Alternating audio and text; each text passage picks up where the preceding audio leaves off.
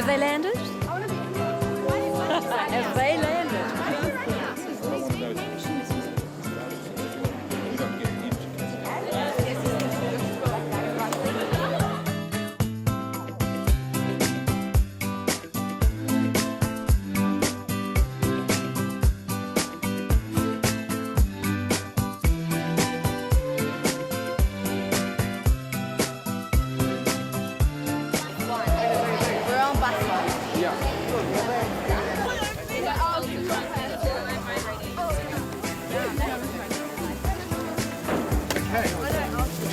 No, you might as well start.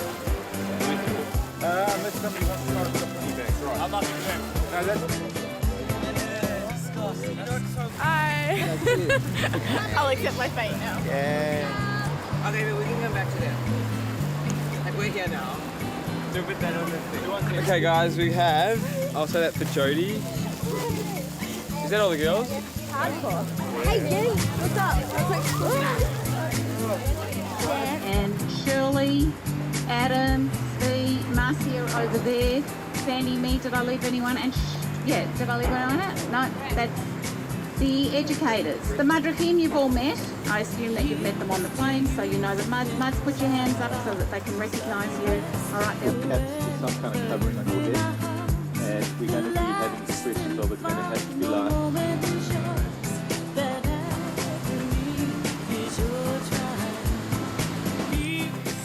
Standing in Gensha, looking around, there's always a kind of a silence of people who are not here, and a silence of people who should have been buried here.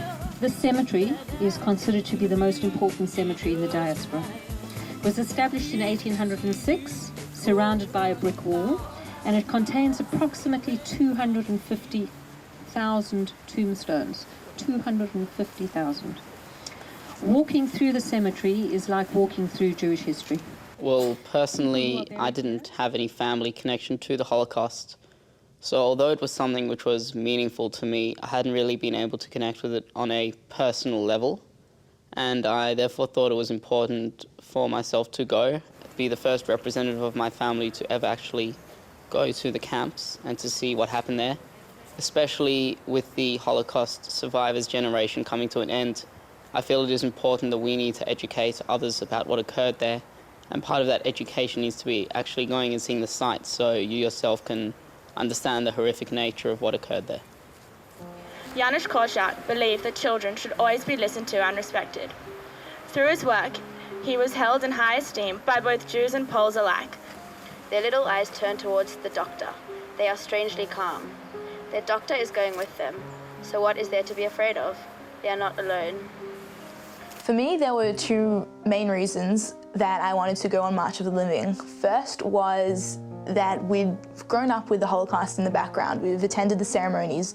We learn about it in depth in class. We see the photos, we watch the movies, we read the books. But it's one thing to know the facts and another thing to actually be there and to see it and to experience it. Not in the sense that you're experiencing what they're going through or anything like that, but you have your own personal connection to it. You establish that ground, and in that way you can gain more of an understanding and you can try to make sense of it in your own way. When I was 13, I studied the canals of Warsaw and the sewers of the ghetto. At my bar mitzvah, I lifted my voice and sang. At my bar mitzvah, I lifted my fists and fought. At my bar mitzvah, I read from the scroll of the Torah. At my bar mitzvah, I wrote a scroll of fire. And a child, and a tree. And once there was a father, and a mother, and a dog. And once there was a house, a sister, and a grandmother. I am fortunate enough to have with me today, alive and well, all four of my grandparents. One was a survivor. She has never told me her story. All I know is that she was born in Romania and lived there through the Holocaust and went to Israel after that. Sometimes, I think that is all I will ever know. When we received this task, I thought, great, what an opportunity to talk to my Savta about her story. I do not know what happened to her in the Holocaust. I could not even begin to imagine. I could not know what she suffered through. I'm here today, returning to Europe, the place of her suffering, on this journey with all of you to discover for myself my Sapta's pain. I will not come close to understanding what she went through, but I can try. The Holocaust destroyed her, and she is still recovering. I'm not sure if she ever will. My Sapta is alive today. Her family died in the Holocaust. Her soul went with them. March of the Living is an incredible program because it opens up the doors of memory. When grandparents hear that their grandchildren are going on the March of the Living, they understand the urgency to tell the stories and to give their testimonies. This was the last letter that my grandfather received from him. Warsaw.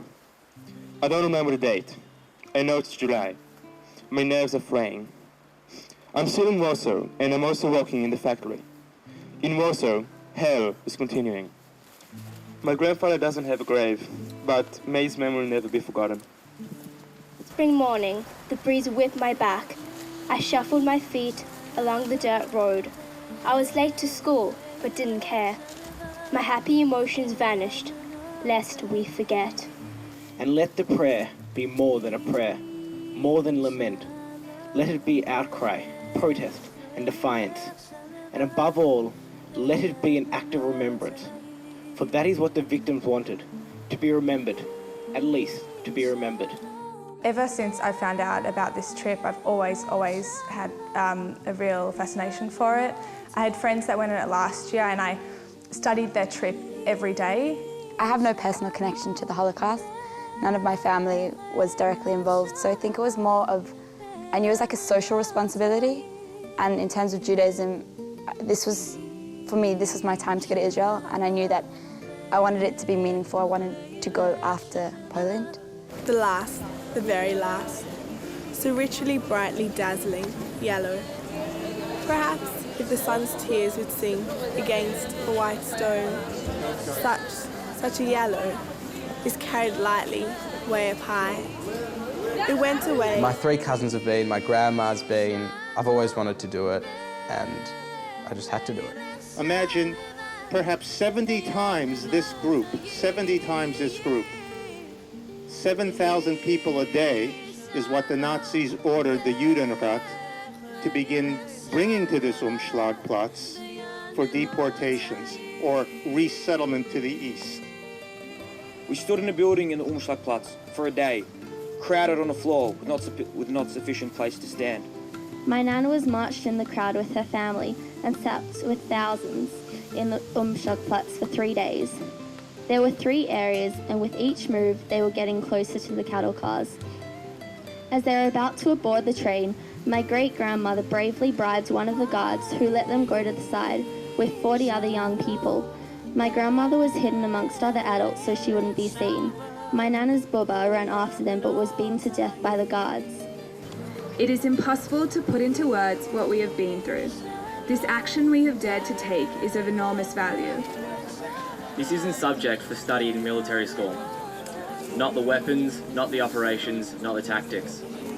If there is a school to study the human spirit, then it should be a major subject. Don't let anyone ever tell you that it's only the older generation that have the power to change the world. And it's because of them that we stand here today at Miller 18.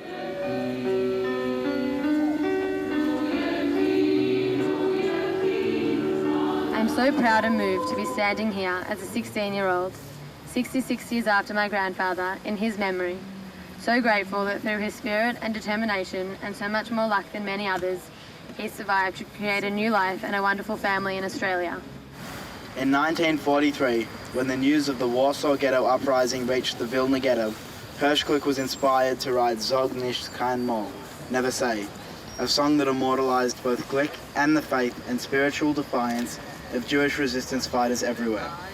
While Hirschklick did not survive the war, his song lives on in the hearts and minds of the Jewish people and became... Es weckt ab heute unser Klopp, wir sehnen du. Kommen wird doch unser ausgeweckte Schuh. Es weckt ab heute unser Klopp, wir sehnen du.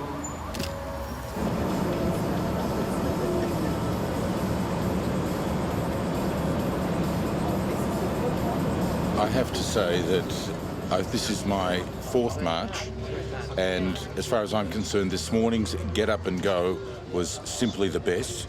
So bad luck to the previous marches. These guys were just outstanding.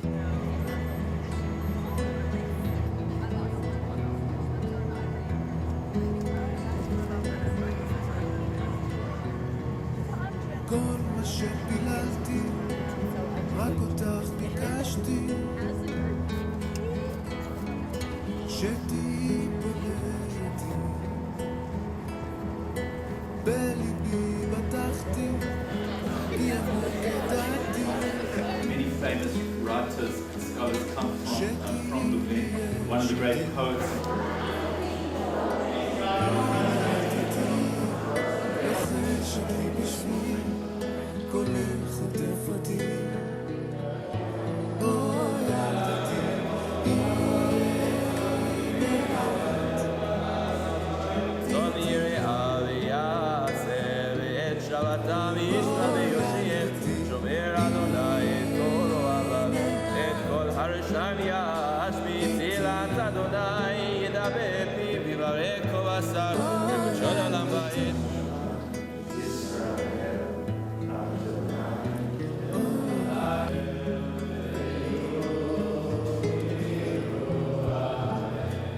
All are phantom shadows, haunting a world that is no longer in existence.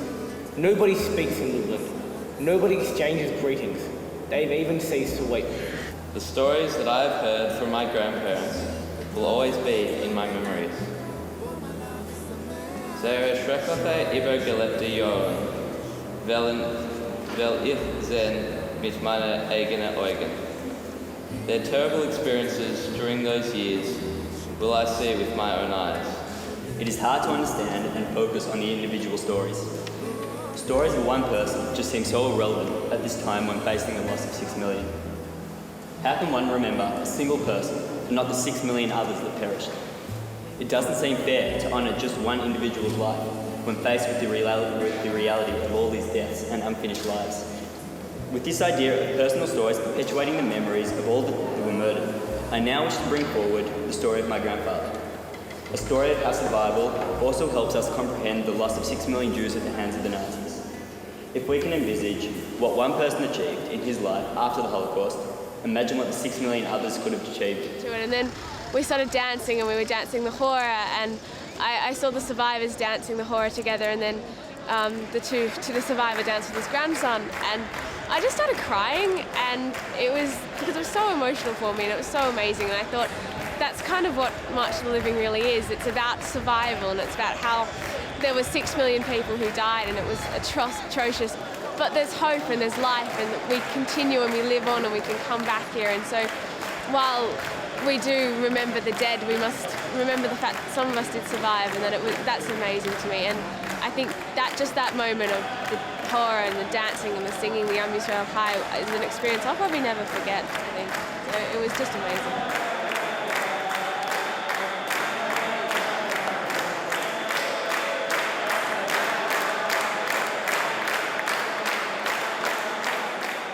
I guess in my mind, in some idealistic vision, I thought that these places were going to be really secluded, like vast fields, really quiet, really peaceful, just with normal, like just the visitors coming to be there. As we actually entered Maidanek, we crossed a road, and just before we crossed that road, 2 people on a bike went past. And I looked at them and I thought, do you know where you're riding? It's only 60 years ago, people were walking in here for different reasons than we are, and the people, like there's high-rise buildings around, it's insane.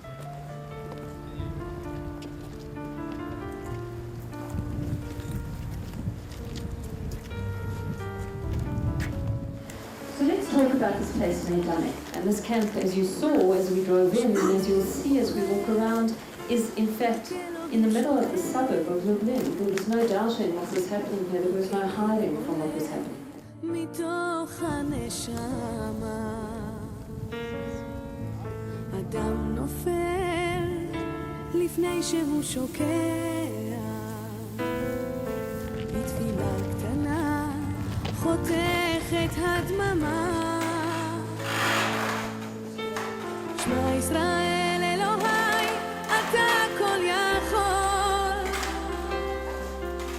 נתת לי את חיי, נתת לי הכל. בעיניי דמעה, הלב בוכה בשקט, וכשהלב שותק, הנשמה זועקת. שמע ישראל אלוהי, עכשיו אני לבד. חזק אותי אלוהי, עושה שלא אבחר. הכאב גדול ואין לאן לברוח. עושה שיגמר, כי לא נותר בי כוח. כשהלב בוכה, הזמן עומד מלכת. האדם רואה את כל חייו פתאום. אל הלא נודע, הוא לא רוצה ללכת. לאלוהיו קורא על סף תהום. So we walk into the shoe room and it's dark and the only light that's coming from the shoe room is from the door. And I just stand and there's these two long pathways of shoes on either side kind of shielding you in. And we walk through them in silence. And they're all black and they're all dusty and they're all alone and they're all deserted. And then out of this pile, you'll just see this one red shoe. This one red shoe will stand out. And it'll speak to you. It'll speak to you and it'll hit you and it's like, wow, who used to wear this shoe? This shoe would have had an owner. Every single one of those shoes would have had an owner. And there's that number, you finally begin to understand.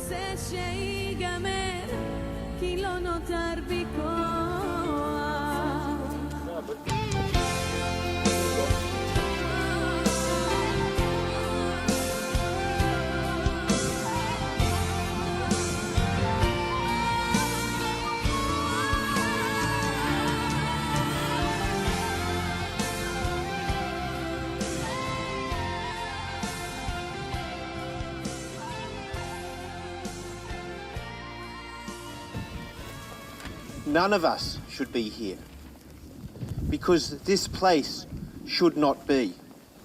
It should never have been built. There never should have been circumstances in which human beings constructed a monstrosity like Majdanek. And so we're here today as part of March of the Living on Erev, on the eve of Yom HaShoah, of the day we remember the martyrs, the victims of the Holocaust. It's a time we're all going to reflect. We're going to reflect individually and personally. It's a time we're going to commemorate. It's a time we are going to honour. And above all, it's a time for Zachor, a time for remembrance. Today, I return 65 years later, not alone any longer. With my beloved daughter and my two darlings, grandsons. The horrors and devastating and trauma of my childhood, I succeeded in building a new family, a new life in Australia. While lying in the freezing cold bunk beds of Buchenwald, I never once imagined that I would be able to survive that place and become a proud father and grandfather. Today, I know that I will leave a legacy that my story and the memory of my life, of my family, will never be forgotten. Despite the difficulties and terrible memories involved in returning to Poland, I'm doing so not for my own benefit, but for the benefit of the future generation of Jewish people. I've come here to educate others about what I have been through, so that the immense crime which has been committed against our people will always be remembered. A testimony by Sam Goodchild, my great-uncle, a Holocaust survivor, and my hero. He was born in Bologna, which is a small town with a very small Jewish community, about 25 kilometres west of Warsaw. He was younger than us when the war broke out. At the end of 1940, the Warsaw Ghetto was built. In these shoes. 1 million women carried their love in these shoes. 1 million children carried their hopes in these shoes. 1 million people walked to their fate in these shoes. 1 million pairs of surviving shoes lie and think. We are the shoes. We are the last witnesses. We are shoes of grandchildren and grandfathers from Prague, Paris, and Amsterdam. Mark Twain once said, "If statistics are right, the Jews consist but of 1% of the human race. It suggests a nebulous dim puff of stardust lost in the blaze of the Milky Way." SS men drove them into the ditches with rifle butts, forcing them to lie flat. Other SS men standing above them rate them with automatic. We had to fight for everything in Majdanek, for a scrap of floor space in the hut on which to stretch out at night, for a rusty bowl without which we could not obtain the miserable ration of nettle soup with which they would feed us. The names of Jewish children.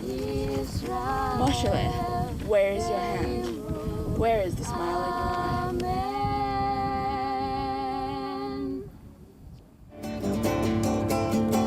Did you read a book on love, and do you have faith in God above?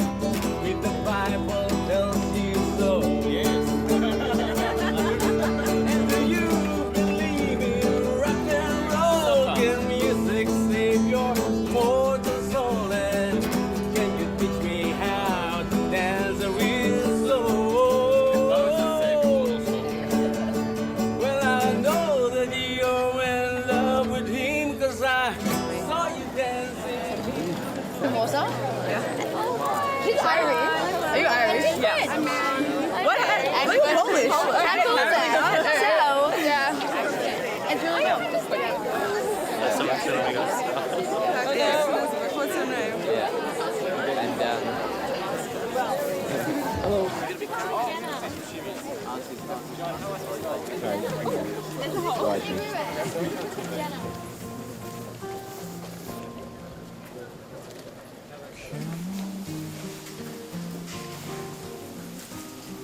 משהו ממני, משהו ממני ימות בך, ימות בך, כשתמות. משהו ממך בי, משהו ממך בי.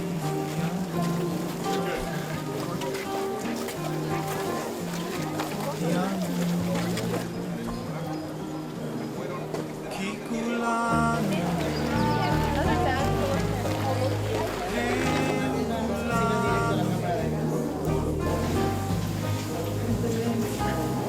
כולנו רקמה אנושית אחת חיה, ואם אחד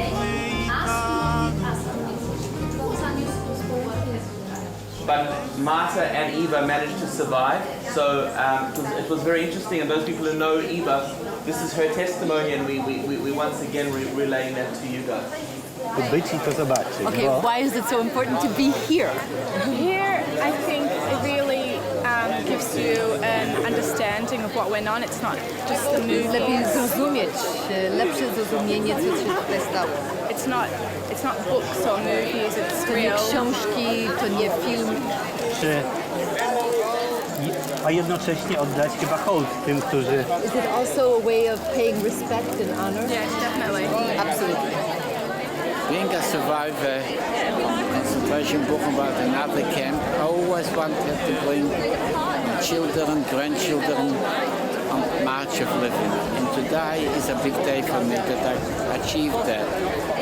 You can never tell exactly till you come here to see with your own eyes what really happened. With each step on this sorrow-filled path, we shall mourn the loss of those who perished here and share the pain of the survivors who still carry the burden of the Shoah memories with them each and every day. Let us now unite our hearts and join our hands together. At the sound of the shofar, we will begin our march. In the path where thousands march to their death, we the youth march to remind ourselves that we should never forget.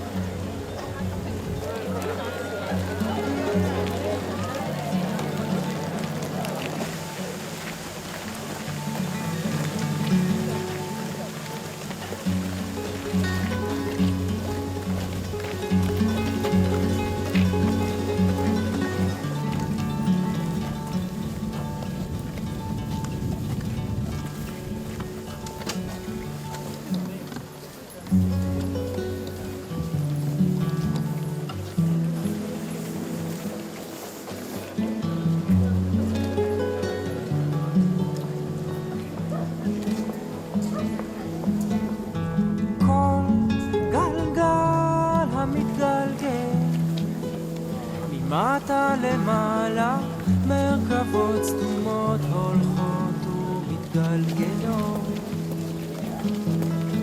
כל נעימות עולה ויורד, הולך ומשוטט בעולם. כל שופר נמשך בעומקי המדרגות, מסובב הגלגל סביב.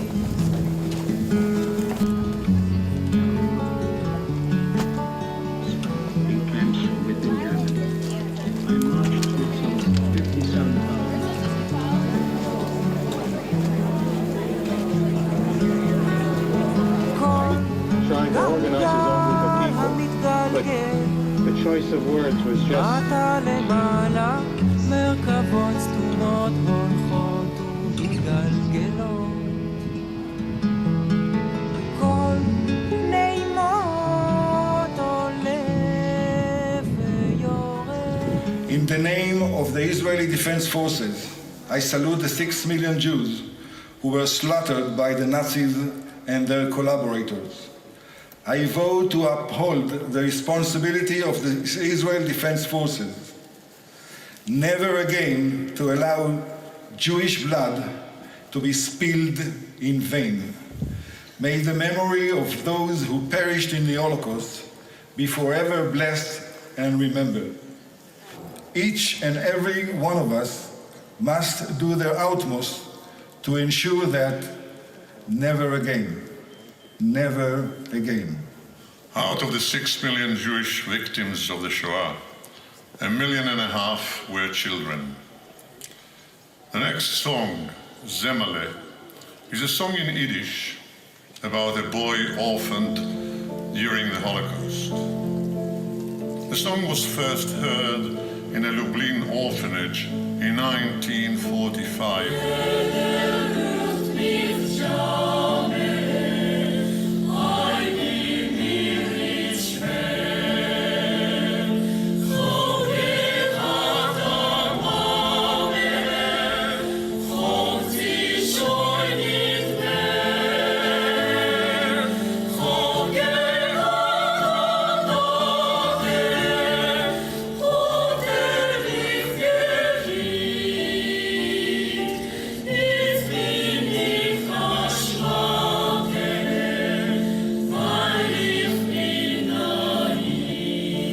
Torches will be now lit in memory of the victims of the Holocaust and in honor of those who resisted Nazi tyranny during those dark times.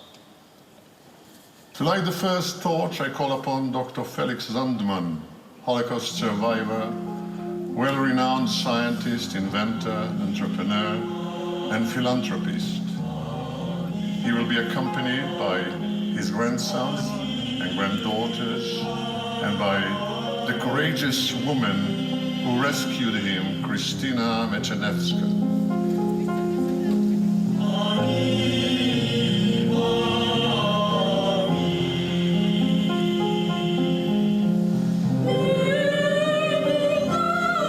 I call upon representatives of Jewish educational institutions from around the world. We light this fourth torch in memory of the 1.5 million innocent Jewish children murdered by the Nazis in the Holocaust.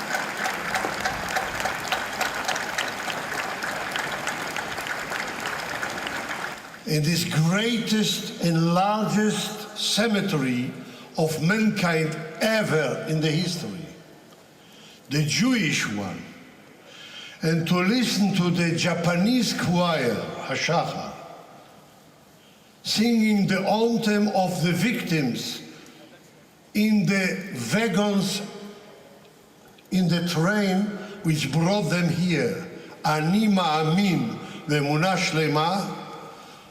This is a dream. It's not real. How can you believe that such a thing may happen? A Japanese choir, remember, singing Ani Ma'amin, or the song of Hannah Senesh, in front of the Chief of Staff of the Israeli Defense Forces, surrounded with hundreds of survivors. This must be a dream. El Maleh Rachamim Shochein Bamromim Dayan Almanot. We remember and honor those who survived those horrors. We remember those who performed heroic deeds, courageous people who saved others at the risk of their own lives. We remember those who spoke out against the murderous regime. But we remember most of all our 6 million Kedoshim, men, women and children who were murdered for no other reason than that they were Jewish. Through memory, we identify with what happened so that it becomes part of us and who we are. We cannot bring the dead to life, but we can keep their memory alive. That is what the Jewish people did for those who died al Kiddush Hashem. They never forgot them, as we must not forget the victims of the Shoah. Over 1 million children were cruelly murdered in the Shoah. We remember them. While telling us his story of his 3 older sisters and mother, stories of love for his girlfriend, and stories of pain and suffering when he was caught coming into town from his hideout in the forest and taken to several labor camps and ultimately Auschwitz. Yeah, well, I read my grandma's testimony at the ceremony. It was very powerful. Like, I just remember feeling it was very surreal. Like, I think a lot of it was very surreal, and especially after coming from the big international ceremony just to a little private sort of closed group, and everyone's just listening intently, and it was a very special moment for me. So, especially since my grandmother couldn't be there. Unknown white substance.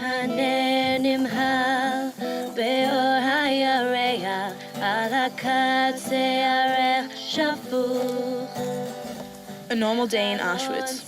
4 a.m. Apple or roll call. Fall out with only a prisoner's striped uniform and a pair of wooden shoes into the biting 0-degree cold. Stand. For the stones themselves are broken, as our hearts were broken. For this is the place of eternal night. Listen to the wind, and listen to the sky. For we are here to pray, as in a cemetery. This trip holds particular significance for me, because most of my mother's family, including her aunts, uncles, and their children, her grandparents and cousins, died during the Holocaust in various parts of Poland, including ours. My bubba was born on the 24th of March 1927 in Lodz. She had 2 sisters. The 3 girls, together with their parents, David and Esther Malka, shared a small room in a tiny house where privacy was a luxury and food was never in abundance. In 1933, I was named after my grandmother Manya, who I never got the chance to meet. When she was 16, the same age I am now, she was incarcerated in Auschwitz. In the camp, she contracted typhoid and only survived because she was... My grandfather, Sam Migdal, was born in Warsaw in 1922. After a sequence of miraculous events, he managed to cross the border to Russia. The family he left behind were unfortunately all killed in Auschwitz, and he remained the sole survivor of 47 family members, and his life was constantly guided by the tremendous trauma and guilt of this fact. Here is an extract from an autobiography of Sammy's life. As I started to march, my Zeta's testimony in my ears, my eyes began to fill with tears. Maybe it was the fact that I was representing my entire family.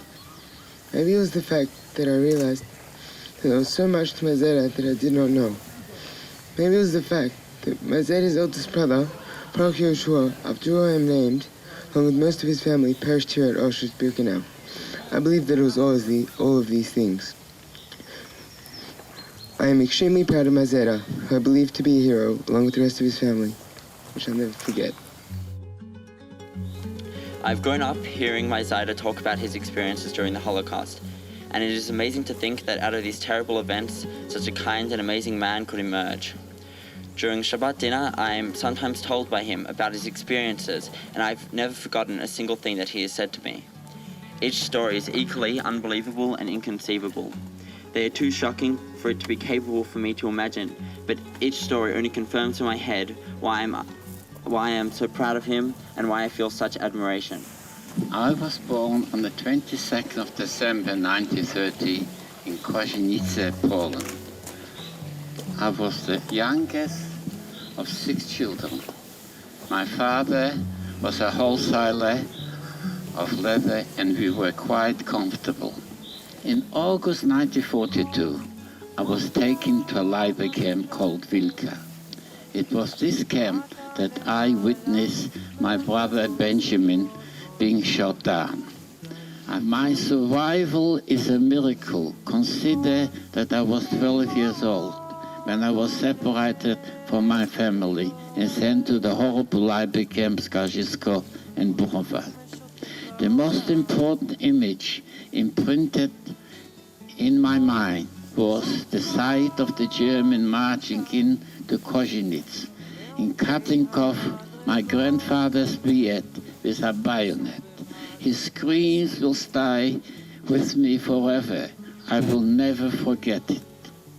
Other unforgettable memories, including watching my mother die in the ghetto, seeing my brother shot by the Germans.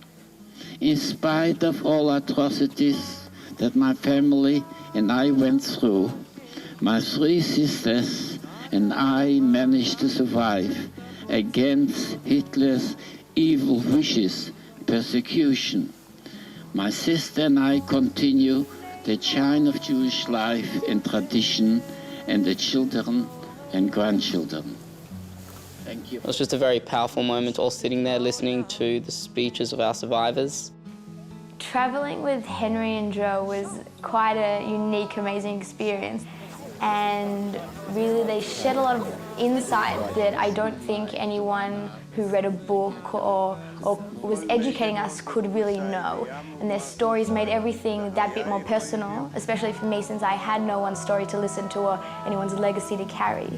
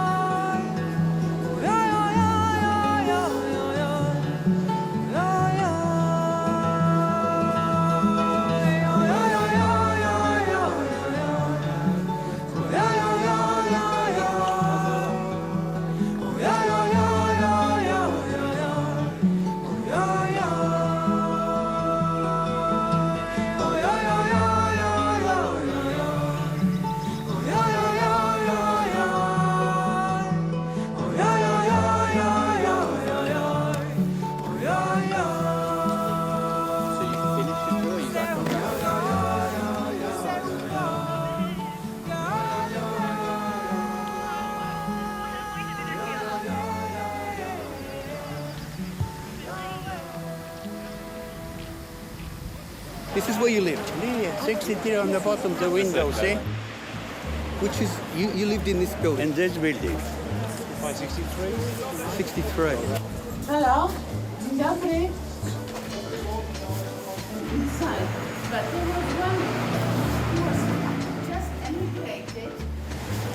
What do you remember, Dad? That's the door to our flat. Yes, everything. Yeah. Everything is the same as it was.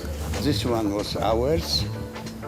And even here, it was really amazing to see him there, and just to imagine him as a child, like running through the house, and like we went into the back garden, and he was telling us all these stories about how him and his friends, because there were like 15 other kids that used to live in that apartment section. He never really talked about the Holocaust with me or his son, my dad. He's always been very closed, and that's why I was so surprised when he agreed to come on the march with me, and I'm just so happy that he has, because it's just such an amazing experience.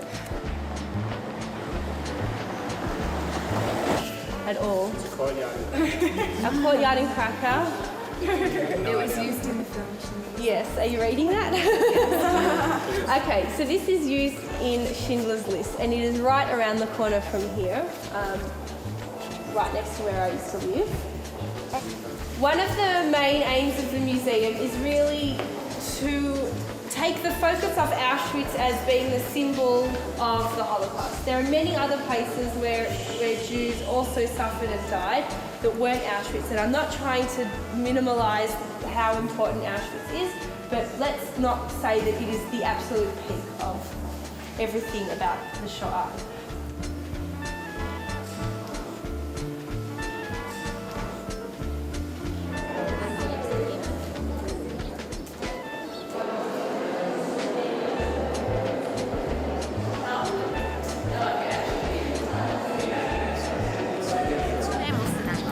And now we are going to Remel Synagogue because firstly it's the only open synagogue and it's worth of seeing.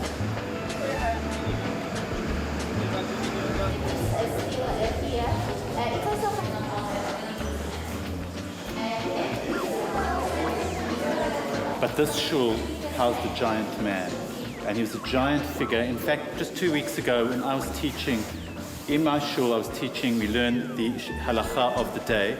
And one opens up a book called the Shulchan Aruch, which I'm sure you've all heard of, the Code of Jewish Law. The Code of Jewish Law was written by the Machaber, who's Rav Yosef Karo. But there's a whole, in order to be an Ashkenazi Jew today, and if you want to know what the law is, you want to know what a particular halacha is, you open up the Shulchan Aruch, and on the page, right under the authorship of the Code of Jewish Law is the commentary of the Ramah. And the Ramah, so in other words, the Ramah was not just somebody who existed, who prayed and davened and taught in the shul, from 500 years ago, but the Ramah's words are being taught and learned today.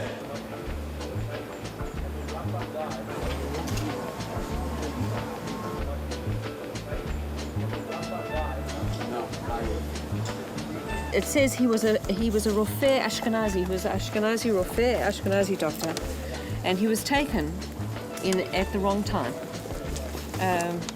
And he has Hagagal Chozeh, the stormy time. Stormy time, and the circle has turned, so he has returned to the. That's Hebrew. Yeah. Oh.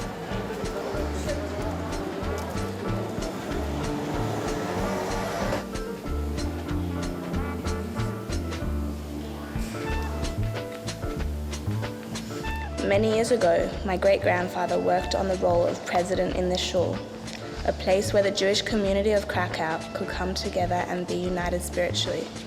Personally, it is significant to understand how the synagogue actually survived the trauma of the war and how amazing it is to be standing here after all these years.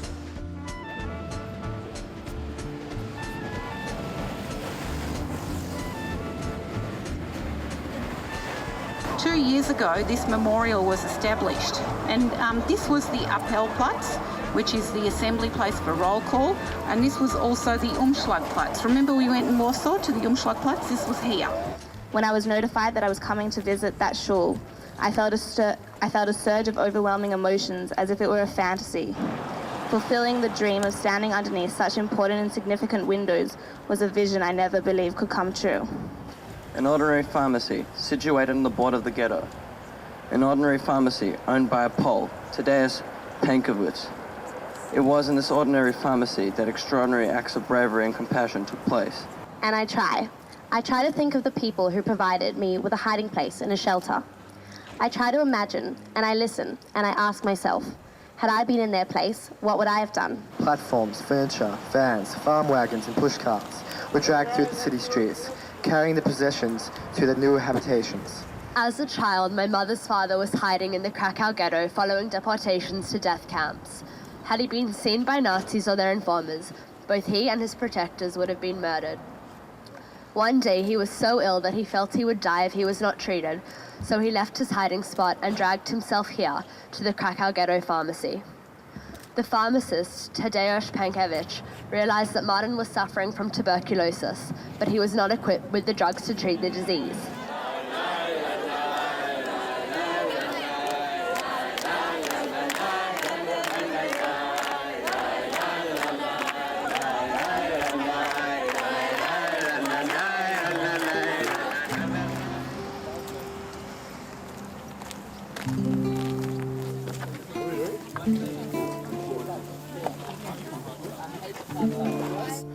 Yesterday our grandparents, they were here too, loving and laughing, seeing Determination kept them marching, hunger kept them working, laughter drowned in the mud. One day we were informed that they were building a special children's home for the camp children. In their deceitful way, the murderers announced that they wanted to make things easier for their parents. Growing up, I have always felt a strong connection to my family, especially to my Zeta. He is always there for me, to make me laugh, to give me advice, or even just to give me a hug. My Zeta never really talked that much about his past, especially about his time in the Holocaust. So when I asked him last... I was born on 14th of August 1920. I had one sister who was 5 years older. We had a large family with grandparents and a lot of aunties, uncles, and cousins. As Jewish schools were too expensive for me and my family, I went to local primary school and then went to a Heider on weekends when I was learning Yiddish. We were a semi-observant religious Jews living in a Jewish quarter in Krakow called Kazimierz, after the Polish king. When the Germans came to Krakow in September 1939, we were told to wear a yellow star on David. All Jewish shops had to make signs that they belonged to Jews. Jews were restricted from certain places like restaurants, cinemas, etc. I was the only one from the big family that survived. I am here to die with my son, my daughter, and my granddaughter.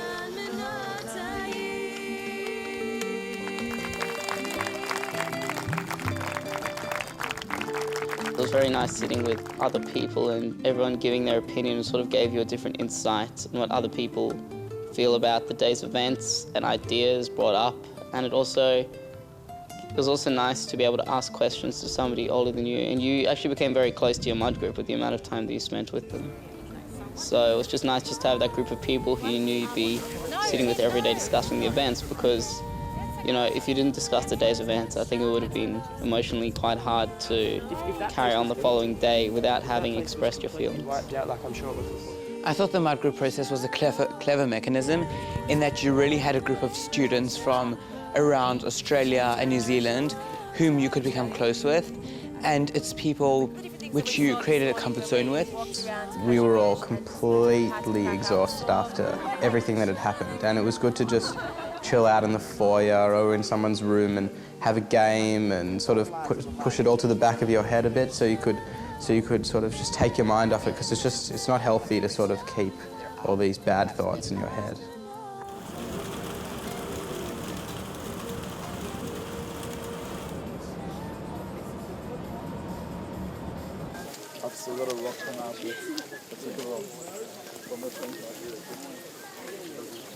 Once again, we've walked down a path, seeing magnificent greenery, beautiful trees, lush forests, and we come to this monument. This is the site of a monument and mass graves. It's called Zbelitovska Gora, And this was a site where 600 Jews of Tarnov who were shot here and buried in the mass grave, 800 Jewish children who were murdered here, and also 2,000 Poles.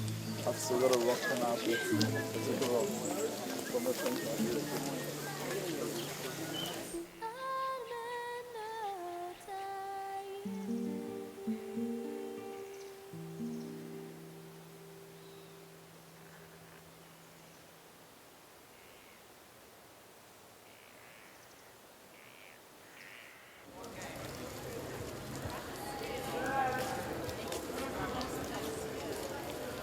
There were a well of people here.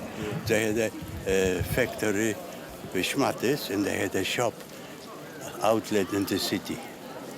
Yes, there were 4 of us. I mean, 4 of them. I had 4 aunties and 1 uncle. None is left. They were just like in Krakow, completely. Were they taken to Belgium? Yeah, they were taken, yes. I never understood why my family was different, why we had such a small family compared to others, why we celebrated holidays that others didn't know about, why on some days there would be a small white candle on your windowsill, and that day would be a sad day, and I never understood why. I understand now why having so much food was important, why seeing the family was important. I understand why you had nightmares. Now, as I light the small white candle and place it on my windowsill, I understand. I understand now why you were the way you were. Growing up in New Zealand, I have all the freedom to practice my religion and follow my cultural traditions. The ability to do this I have taken for granted, and I find it hard to imagine living in a society where these freedoms do not exist. It is hard to believe that only 3 generations ago, my great-grandmother had to endure experiences beyond comprehension to escape persecution and the horrors of the Holocaust in order to simply survive. Bima, Bima, how much could you tell us as we stand here and rain pouring down and crying for you? Bima, Bima, how many Khatanim came around here and danced and rejoiced on their wedding day? Bima, Bima, how many girls were named right here? How much Simcha was celebrated here? We see them all dancing now. They're dancing. It's Simchat Torah. They're all around you now, Bima. Bima, Bima, you're burning. It's burning all around you now. Bima, Bima, you stand still, tall, strong, burnt and marked, but you're here and we're here together with you. Bima, Bima, stand here forever. You wouldn't think to memorialize a place like that with rocks. It was like, it's really sharp and it's really brutal.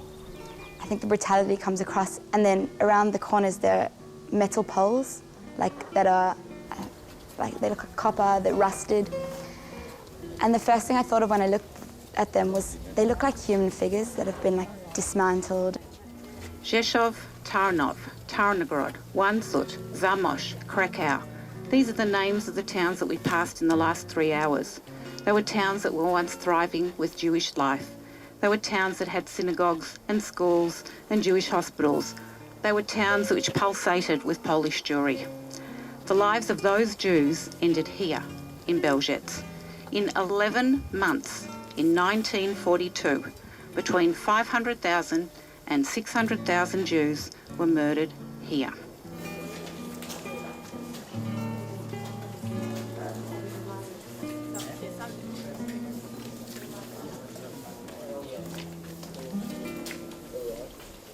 We had a survivor come with us, Henry, who his entire family was killed there. And there was a wall of names, and Henry just looked at the wall and completely broke down, and that was really, really emotional, just to see an adult who has survived the Holocaust and has come out with a beautiful family and success, and to see him so distraught. I personally thought that was the most powerful of all the monuments that we visited and all the commemorations. Just seeing the stones upon stones, for me it represented the people and how they all just became an amalgamated mass when they died. Just person after person, it was sort of like a death factory and people just being churned out. And then you come back and you remember them and you try and you put a face to a name. That's what the stones sort of represented for me. Except probably even more powerful than that was the writing of all the names of the towns that were liquidated by the Nazis, and seeing the rusted metal which they'd been written with on the sandstone. After it had rained, the rust had sort of seeped onto the sandstone, and I think just that whole combination at Belzec was just such a perfect and fitting memorial. We've brought you here to ask you to accept the challenge of carrying the torch of remembrance from generation to generation, door la door. Whenever I come to these terrible places, I'm always confronted with the same question. How does one convey the scope of mass murder?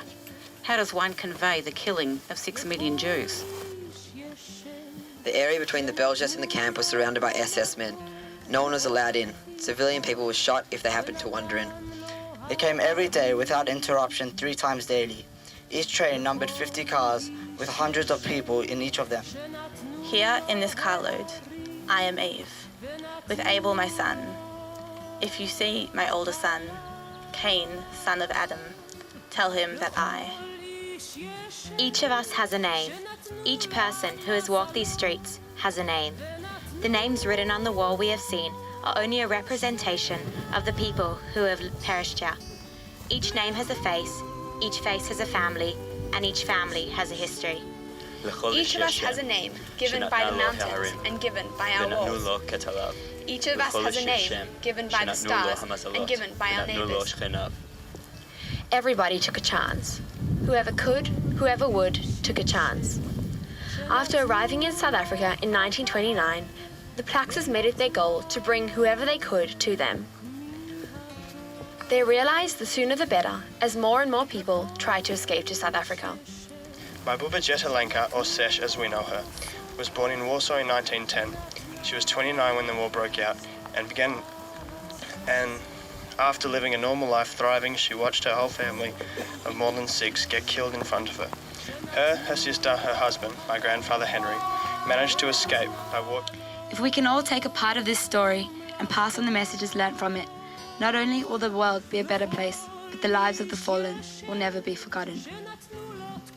My childhood was full of laughter. I was the baby of the family. Sabina was born in Borislav, Poland, to loving parents Josek and Sarah. Sabina recounts that they were a typical middle-class European family who were fully assimilated into European and Polish culture. Her upbringing was one of joy and laughter and very much family-orientated. From a young age, Sabina learnt the message of helping those needier than her. Even under Nazi rule, when the Jews were considered non-people, Sabina's mother still managed to find those hungrier than herself and give them what they could. Sabina writes in her book that her mother fixed her moral compass. As Masada College students, our first encounter with Sabina was in 2003, whilst participating in the Living Historians program. Her story and personality inspired us to such an extent that standing here today in 2008, her story has remained with us.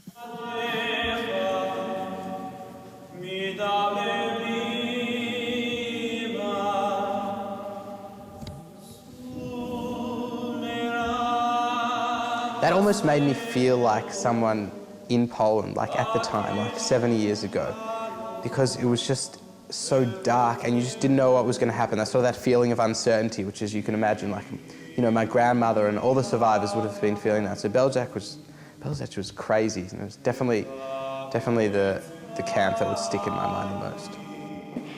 And out of all these camps, it really manifested these ideas that all the other museums were trying to express, which was that this fear and this uncertainty that all these Jews were feeling during the time of the Holocaust.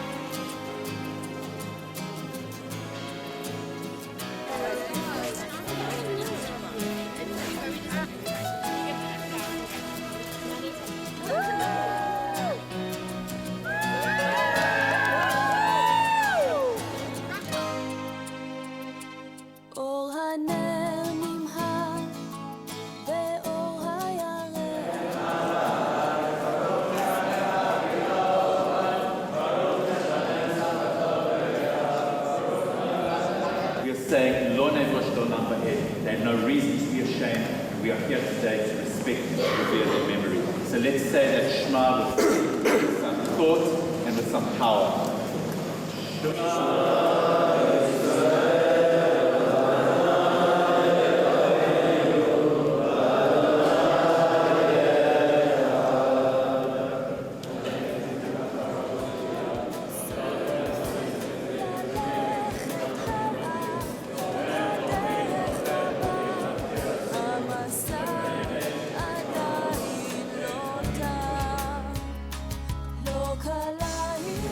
You cannot live life looking back. You cannot heal a wound denied. Impossible to join the pack. You can't dismiss a genocide. A century has nearly passed. All alone, she was sent in early 1943 to a concentration camp at Blusen, then to Auschwitz-Birkenau in August 1944. By December of that year, she was transported to work at an ammunition factory in Germany, and afterwards spent time in Theresienstadt until she was finally liberated in May 1945.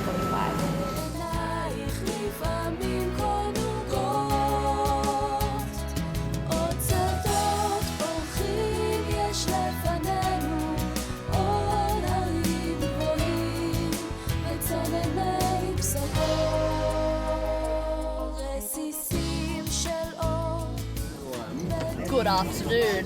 MOTL is currently journeying from one town we can't pronounce the name of to another town we can't pronounce the name of. We're taking this opportunity to interview some participants on their experience so far. Chelsea, what have you found the hardest bit to deal with on March? The hardest thing to deal with, I'd say, is how confronting the camps are, how confronting all the information is. It's something to read it in a book, but when you're actually standing there and the proof is right in front of you, the survivors are talking, it really hits home and it's hard. Travelling with survivors, I like to think of it as adding another dimension to the trip, because if you were to go after school, you know, and with a group, or go to Israel and a program after school, if you don't have the survivors, you can't have a ceremony and know that someone who is with you is actually there. So it adds just a whole nother sort of dimension, way of looking at it. This is Gabby Rosen and Galit Jones reporting. March to the Living 08. That's all I've got. So today there are no Jews living in Kazimierz Dolny.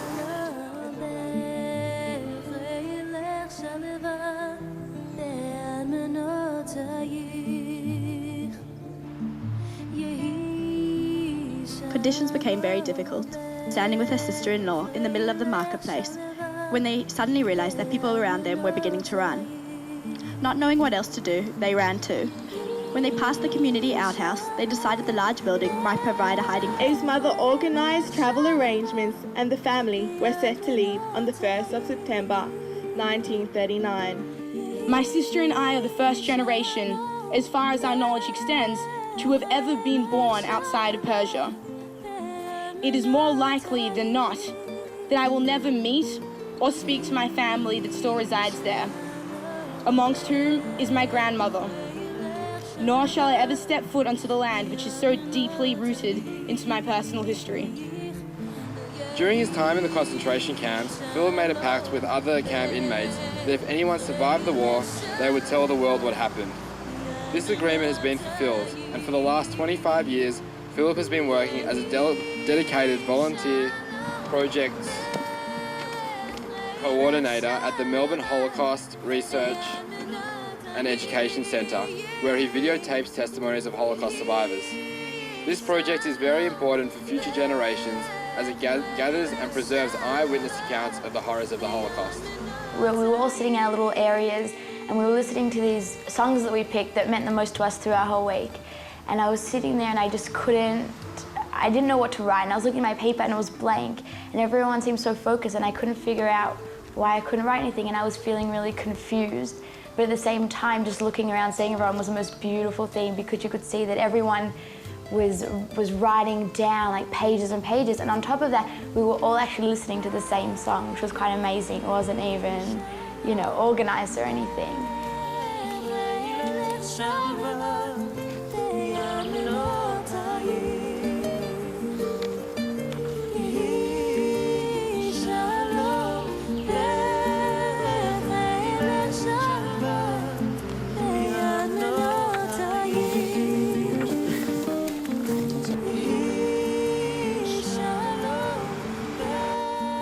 Gadol, Gensha, V'yit Kadash, Warsaw, Shmei Rabbah, Auschwitz, Be'alam Divrach Hirutei, Dachau, Yamlich Malchutei, Buchenwald, Bahayachon Uvayomechon, Babiyah, Uvchaye Dechol Beit Yisrael, Birkenau, Ba'agala Uvizman Kariv, Adanik, V'imru Amen.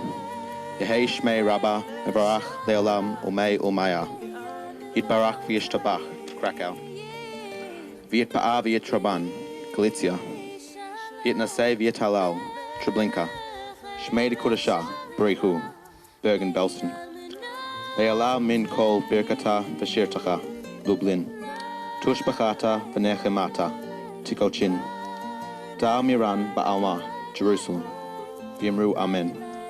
Yibei Shlama Rabbah, Min Chamaya, V'yachim Alenu V'yakol Yisrael, V'yimru Amen. Oseh Shalom Bimromav, Hu Yaseh Shalom, Alenu V'yakol Yisrael, V'yimru Amen.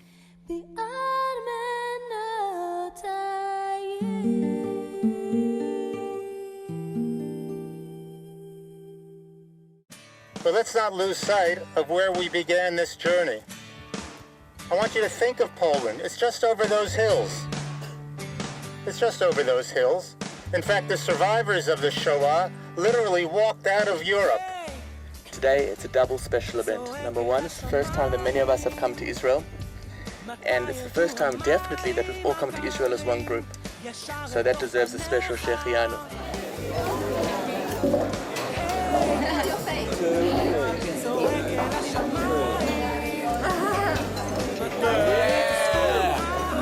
Scrambled egg. I'm very happy to be eating this.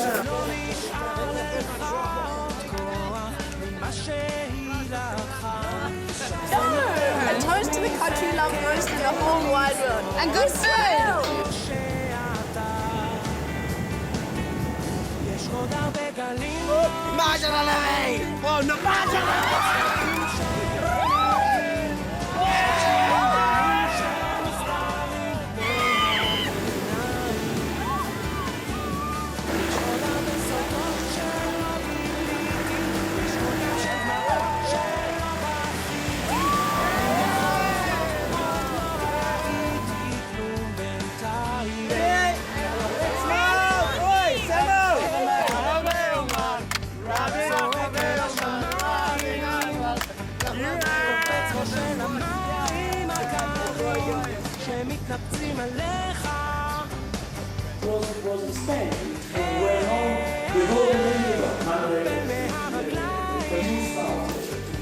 מתי כבר יתאספו הכוכבים, חיזו ישר עליך. מה קרה שלא נשאר לאן לברוח, חוץ מעצמך? אין מקום מספיק רחוק כדי לשכוח את איפה שאתה.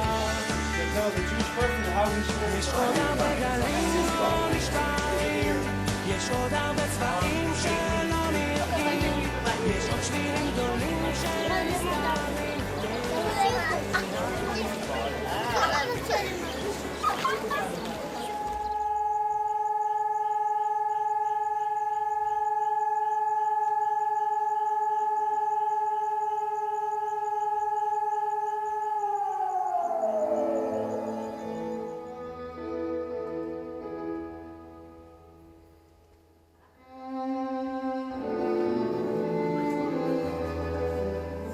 יזכור עם ישראל את בניו ובנותיו אשר חרפו נפשם במאבק על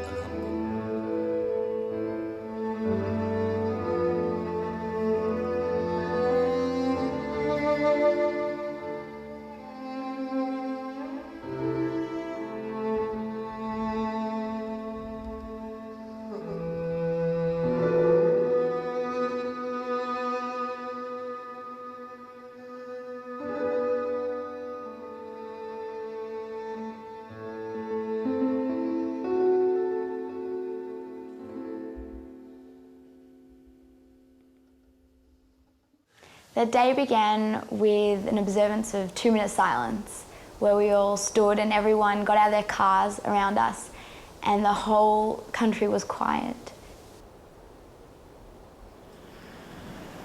On 14th of July 1997, 100 members of the 370-strong Australian team were marching towards the Ramat Gan Stadium for the opening ceremony of the 15th Maccabeah Games. As they crossed the temporary bridge spanning the Yukon River just over there, it suddenly collapsed, throwing them and members of the Austrian team into the murky and polluted waters of the river. It's a privilege to be here, and I think it's a very appropriate part of the March of the Living program. I attended last year the 10th anniversary of the bridge disaster, and it was a very moving experience. One of the things that we're fond of saying in relation to the Australia-Israel relationship is that it's built on really very strong, warm and positive people-to-people links.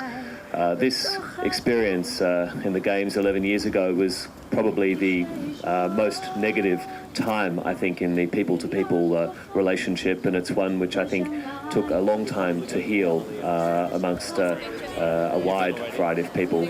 I think as we gather 11 years on, we can say that those challenges have been overcome, that the work that's been done on the Yukon River to make it a cleaner, more environmentally satisfactory place has been a very strong positive, and the experience, although terrible and very, very negative at the time, has been taken on board by the Israeli authorities, and it's much less likely to happen today than was the case 11 years ago.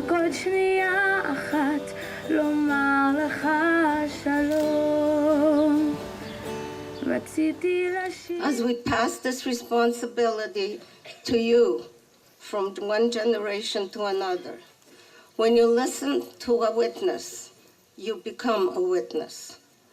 Being here with all of you is the most wonderful feeling, and I truly believe that Am Yisrael High, the Jewish people, will live and will live on forever. Thank you. And they meet one another, black eyes and blue and brown.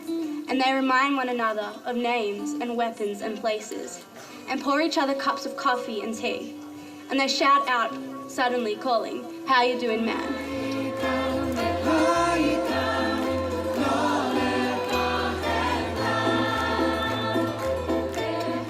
הייתה לי קופסת צבעים, זוהרים, נעימים ונעים. הייתה לי קופסת צבעים, שבהם גם קרים, גם חמים. I light the second torch to express our sense of solidarity as Jewish youth with our Israeli brothers and sisters. As members of the Jewish people, we share a covenant of fate. Our visit to Israel is a proud and active expression of our feelings of unity and peoplehood. Am Yisrael Chai.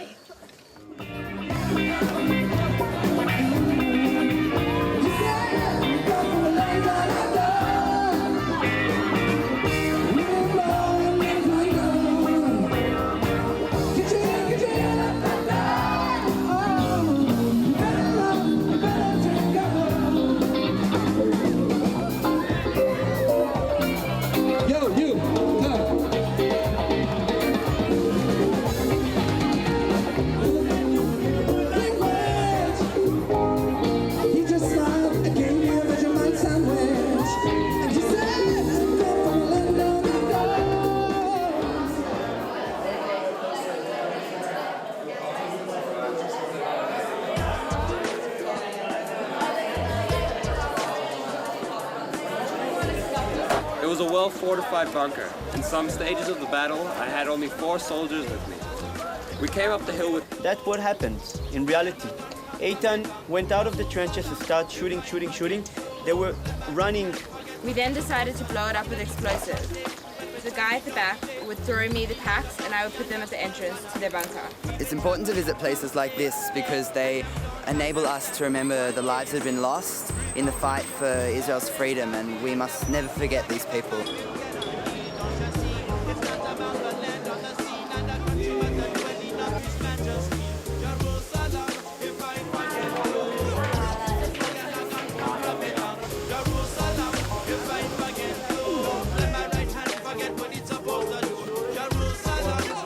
Hey, by the way,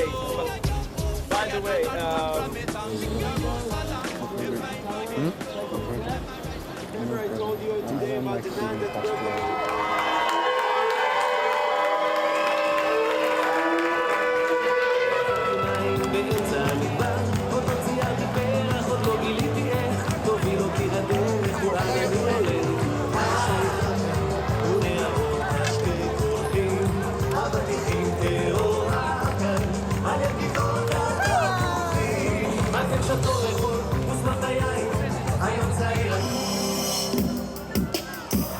Yeah. Check it out, yo.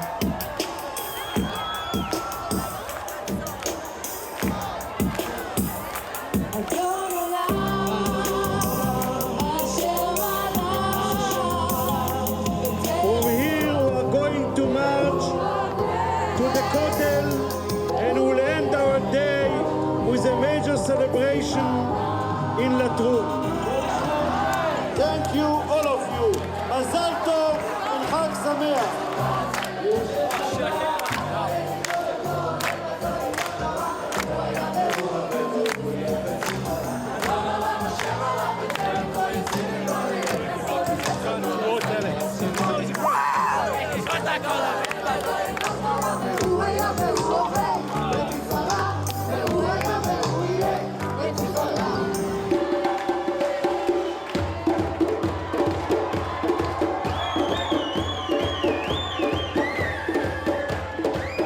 Oh, that was a great experience.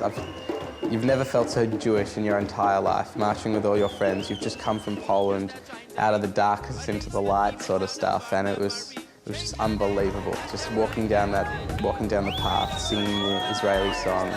It's amazing.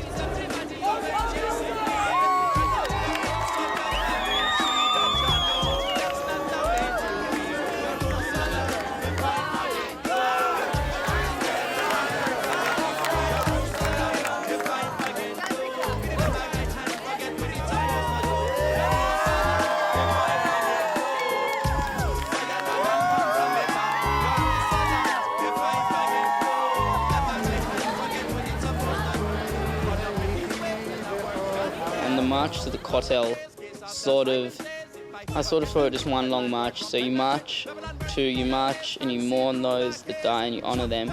Then you march and you show the Jewish triumph, the fact that we do have an Israel. And marching with all the other countries to the Kotel, it being my first time to the Kotel, singing and running and jumping. It was just an unbelievable, ecstatic type of feeling in that it's something new to you and you just want to celebrate. I mean, it's such an amazing place, the old city. Just the whole feeling of marching unified like we did in Auschwitz and then doing it again in Jerusalem.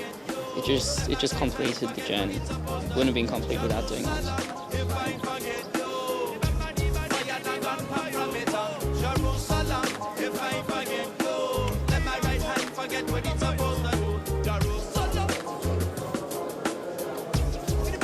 I'm at the Kotel. It's a very great feeling being at the wall. Oh, it is absolutely amazing to be here. The Kotel is such a nice place. It's like very vibrant and it's an amazing place to be at, yeah. You just gotta be speechless. I mean, the sheer size of it is amazing.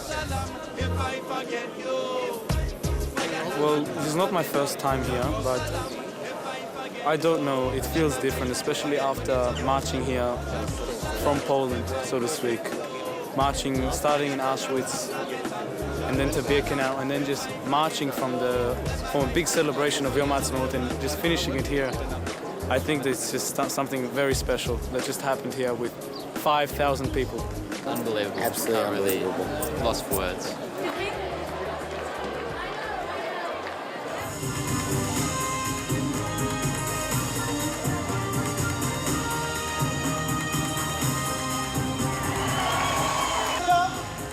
To the mega event of the March of the Living 2008!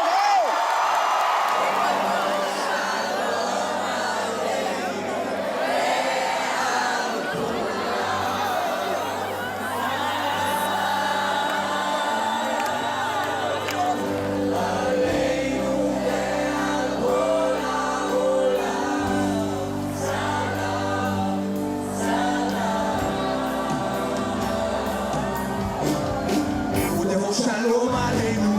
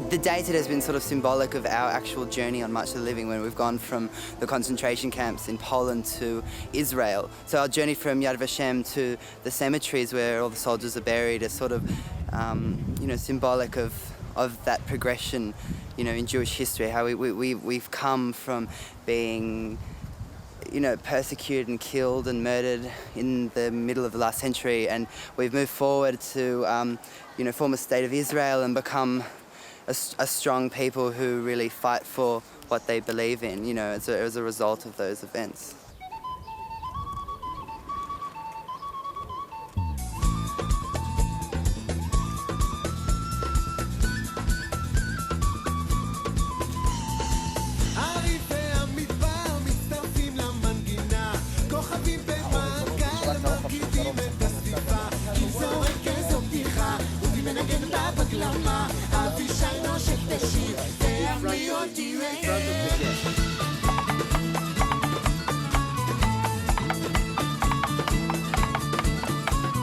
And welcomed also.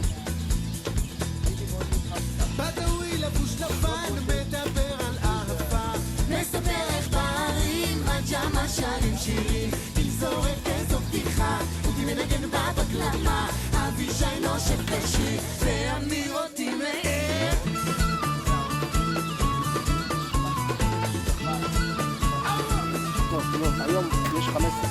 וילך מקשיבה בהגות ובשלווה לצילי המנגינה שעולה לה ועולה תזורק איזו בדיחה ותמנגן בה בגלמה אבישי נושף בשיר ואמירות תמאר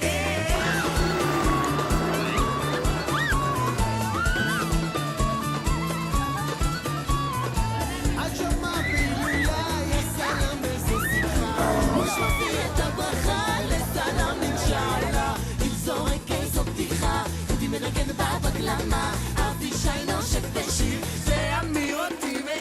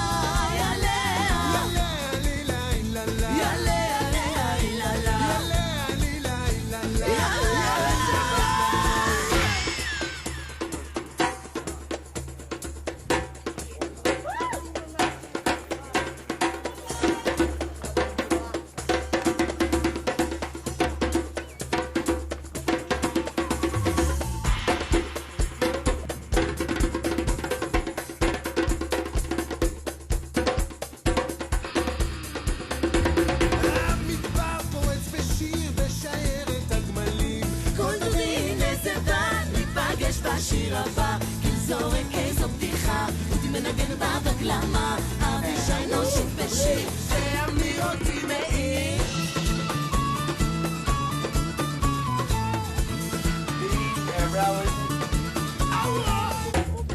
כי זורק איזו בדיחה, אותי מנגן בה בגלמה, אבישי נושק בשיר, ואמירות תמאר.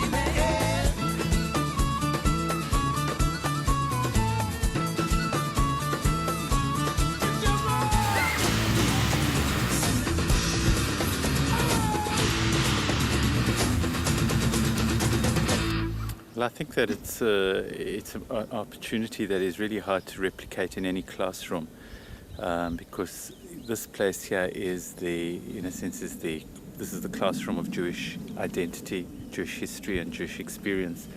We're in a place where surround right near Meltzer and Gedi, where there is an ancient shul itself. It's a place which is absolutely saturated in Jewish memory. And saturated with the presence of Jewishness, and so it's a place which really, for a 16 or 17-year-old, what other place can help them think about, where they come from, their history, their roots, their identity. There are few places like this, and particularly coming from Poland. אני מביט וזה עושה לי די עצוב. האביב חלף עבר לו, מי יודע אם ישוב. הליצן היה למלך, הנביא נהיה ליצן, ושכחתי את הדרך, אבל אני עוד כאן. I knew there was poverty in Israel. It hits home when you can see it, and when you're in the bus and you can see these run-down neighbourhoods. So it did sort of show me that Israel isn't such an amazing place with all these Jews living happily. You know, people are under the poverty line just like in any other country.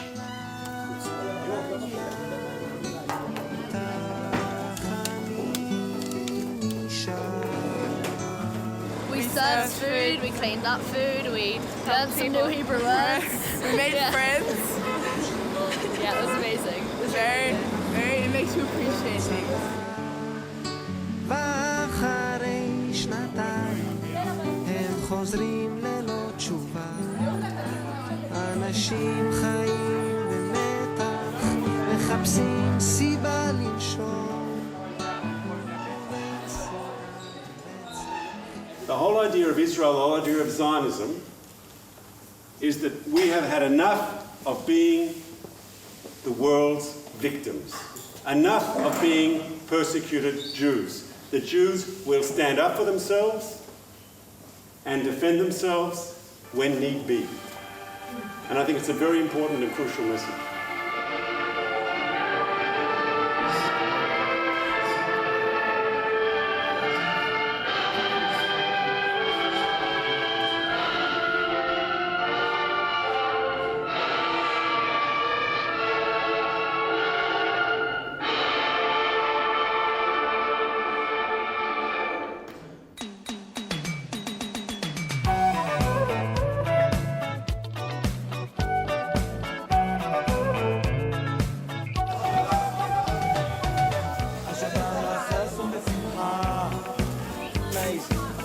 It's just so cheap.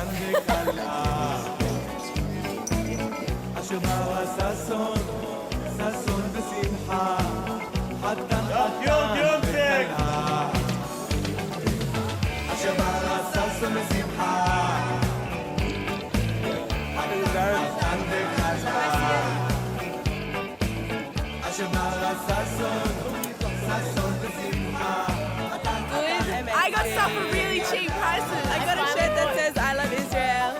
I finally bought cheap t-shirts. It really made me appreciate just coming home to everything and your family and your home and just peace. It really, really changes your outlook of life and really unbelievable trip. What I saw, I'll take with me the rest of my life. And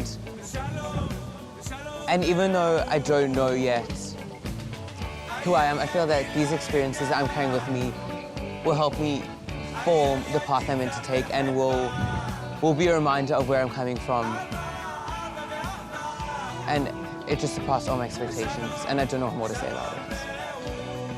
It was an unbelievable experience, and I think already being back at school, I've done something with my trip, and I think a lot of us have changed as people. And it's an experience that everyone deserves.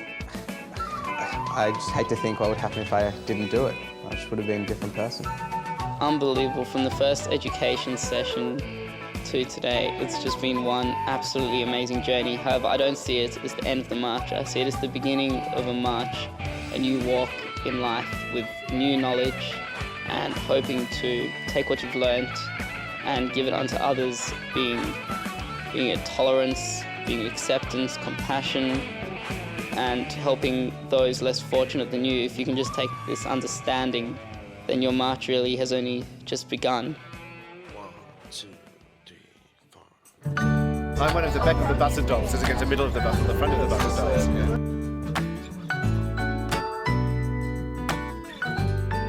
Do you plan on breaking any March of the Living regulations during this party? We're all misunderstood. They say we stand for nothing, and there's no way we ever could. Now we see everything that's going wrong. It's just wonderful to be here with my son. He's just so thrilled to have me along. It's just been a magnificent experience for both of us. So we keep waiting, waiting on the world to change. We keep on waiting, waiting on the world to change. It's hard to beat the system when we're standing at a distance. So we keep waiting, waiting on the world to change. Now if we had the power to bring our neighbors home from war, they would have never missed a Christmas. No more ribbons on their door. And when you trust your television, what you get is what you got. Cause when they own the information,